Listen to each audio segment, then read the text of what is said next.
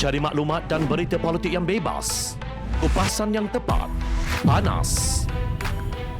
Dapatkannya secara eksklusif hanya di Jom Channel. Komitmen kami, pentasan berita Isnin hingga Jumaat.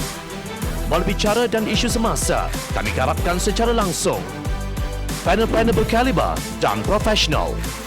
Interaktif, pandangan anda kami raikan. Jangan lupa bersama kami di setiap hujung minggu dalam edisi khas mingguan. Jom Channel, moving forward, sharing a new experience.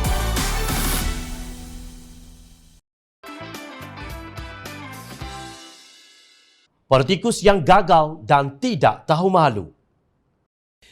Nampaknya semakin kita menghampiri pilihan raya negeri Johor, semakin berserabut hubungan antara Perikatan Nasional dan Barisan Nasional.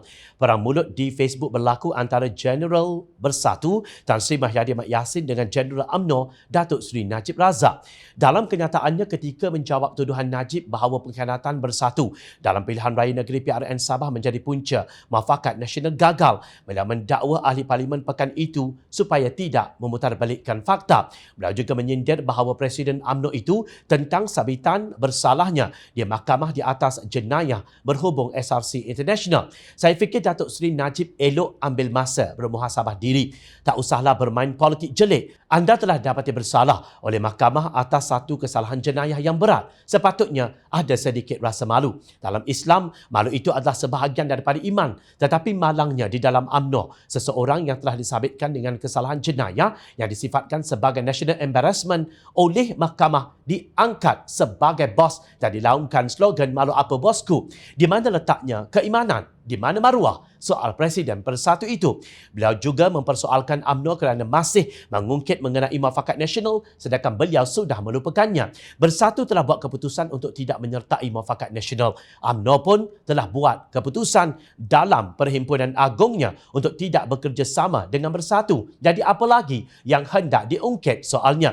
Mahyadin turut memperlekeh pemimpin UMNO sebagai tidak bermoral. Ada hikmah Bersatu tidak bekerjasama dengan UMNO. Jadi Bersatu tidak terpalit dengan masalah moral yang membelenggu pemimpin UMNO. Secara peribadi, saya malu untuk dikaitkan dengan parti yang masih mengangkat seseorang yang telah dapati bersalah oleh mahkamah atas satu kesalahan jenayah berat sebagai bos, tegasnya. Perang tersebut berpanjangan apabila Ketua Penerangan Bersatu, Datuk Wan Saiful Wan Jan menganggap alasan Datuk Hasni Mohamad bahawa kerajaan Johor tidak stabil kerana hanya ada majoriti satu kerusi sahaja sebagai dangkal. Menurut beliau, kerajaan PAS Kelantan pada tahun 2004 menang dengan majoriti 2 kerusi. Bagaimanapun, apabila seorang ahli Dewan Undangan Negeri meninggal dunia, majoriti itu turun menjadi satu sahaja. Kerajaan PAS kekal stabil sehingga pilihan raya umum 2008. Maksudnya, jika PANDA mentadbir maka ia tiada masalah, ujarnya. Wan Saiful menegaskan bahawa kenyataan Menteri Besar Johor itu sebagai bukti kegagalan dan ketidakmampuan beliau mentadbir negeri berkenaan. Apabila Datuk Hasni menyatakan kerajaan beliau yang juga ada satu kerusi majoriti tidak stabil, itu adalah pengakuan Datuk Hasni bahawa dia gagal mentadbir dan gagal mengemudi kerajaan negeri. Dia yang tidak mampu memimpin, bukan kerajaan tidak stabil. Yang sebenarnya tidak stabil itu adalah poket-poket dan akaun-akaun bank pemimpin UMNO yang tidak dapat merompak dengan bebas kerana kewujudan Exco dari Perikatan Nasional yang menjadi semak dan imbang dalam pentadbiran, katanya sinis. Kenyataan Wan Saiful itu menyebabkan Ketua Penerangan UMNO Syahri Hamdan pula berang sehingga Pakatan Harapan yang tak ada kaitan pun diseretnya sekali. Nampaknya sudah menjadi agenda rasmi Ketua Penerangan PPBM untuk menyerang UMNO sejak kebelakangan ini. Tapi macam manifesto Pakatan Harapan yang dia tulis, beliau sendiri keliru dengan apa dikatakan dan hanya fikir untuk memburukkan UMNO bidah Syahril.